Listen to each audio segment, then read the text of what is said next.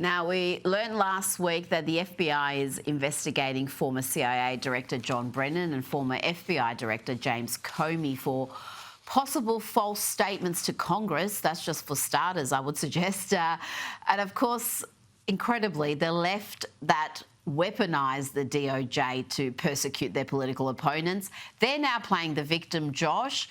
Nina Jankowicz, you may remember her. She calls herself a expert on disinformation. She was going to be the Biden administration's disinformation czar before even they abandoned that plan for being too crazy. Well, Josh, Nina has a byline at MSNBC these days, and she's arguing that these investigations are politically motivated. She writes, political retribution is being normalised in America. How else can we interpret the news that the Department of Justice has placed former FBI Director James Comey and former CIA Director John Brennan under criminal investigation? Josh, what's your response to these claims from this self-styled disinformation expert that this is politically motivated and political persecutions or prosecutions are being normalised? Rita, my response is very simple, which is that the disinformation operation, speaking of the so-called disinformation czar that never was, the actual disinformation operation that is currently being foisted on the American people through this dim-witted idiot who, thank goodness, never got the position that she was trying to get. The actual disinformation operation is to try to bamboozle and gaslight the American people into thinking that the political retribution against the opponents was anything other than what the Merrick Garland DOJ just did to Donald Trump and his whole movement, his whole MAGA basket of deplorables movement.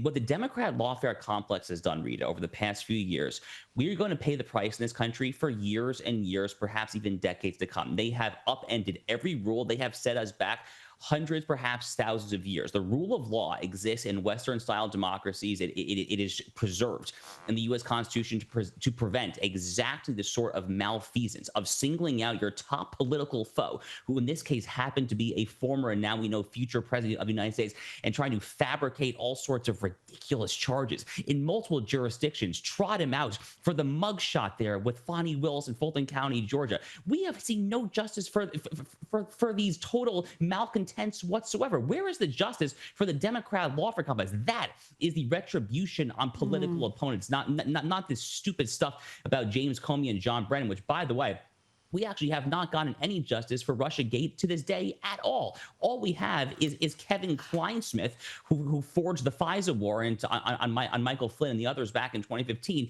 He got a slap on the wrist. He lost his law license for a little bit. That's it. No one has served a single day in jail there. So actually, a lot of us, Rita, want to see justice when it comes to the Russia collusion delusion. And that's been going on for a decade now. If this is what it's going to lead to, then I support it entirely.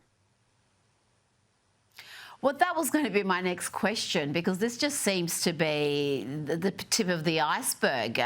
The Russian collusion hoax, which did so much damage, which was just based on utter nothingness. It was a political campaign that was used to spy on the Trump administration, that was used to really undermine Americans' faith in their democracy. There are so many Americans to this day who think Russia influenced or even bought that election. When are we going to see some consequences for people who were complicit in that betrayal? I mean, that was, I think, again, we've seen so many scandals in the last 10 years. The president being cognitively impaired would have been probably the top one. But the Russian collusion hoax and the way it undermined the American people's faith in democracy, that's got to be right up there. Oh, it's right near the top of the very list. By the way, John Brennan, who was involved in the Russiagate hoax, at least the Trump DOJ is alleging it, and I certainly myself very much believe that. John Brennan, let's not forget, also affixed his name to the infamous Hunter Biden laptop letter from the 51 deep state spooks. This letter that came in essentially within hours after the New York Post having that article about Rudy Giuliani in Delaware at the laptop at Hunter Biden. We all know that story by now. By the way, Rita, a very fun, forgotten detail of that 51 deep state spook letter, the letter that had Clapper and Brennan and all the usual old Obama bros sign off and call it Russia disinformation. A very fun detail is that the then Biden-Harris campaign staffer who was actually detailed to make that letter happen within 24 hours was a foreign policy campaign staffer by the name of Antony Blinken, the man who would become the United States Secretary of State. So the pieces really do start to all come together here. I mean, this is a really nefarious operation there. Again, I'm hoping that we're going to get some justice. I don't want to mislead the audience, though. I would be pleasantly surprised if there is any substantive justice here. But at this point, Rita, very sadly, I have myself personally gotten accustomed to simply just not getting any kind of justice for some of this country, perhaps even this world's greatest scandals. What about the COVID-19 lockdowns? Are we going to get any accountability from all the people who have cost these children years of their lives and their most precious developmental years when it comes to learning and social skills? None of it. So I hate to be a pessimist and the bearer of bad news, but I myself have personally gotten accustomed to not getting justice. And when you set expectations low, Rita, any kind of justice then ends up being a big one. Now, before you go, Josh, Donald Trump is being urged to sue Alexandria Ocasio-Cortez into bankruptcy after she posted some highly defamatory stuff about him on X. The Democrat congresswoman tweeted this. She said, "Wow, who would have thought that electing a rapist would have complicated the release of the Epstein files?" Josh, is she really that dim that she doesn't understand that what she tweets can see her sued? She has no immunity on X, or does she think she's untouchable? Well, let's not forget that people have accused Donald Trump of various forms of rape for many years now. In fact, we actually just had one of Donald Trump's many legal ordeals in New York City pertaining to this alleged rendezvous in a Bergdorf Goodman dressing room off Fifth Avenue in New York City back in the 1990s. And the judge in that case very clearly concluded that there was no rape.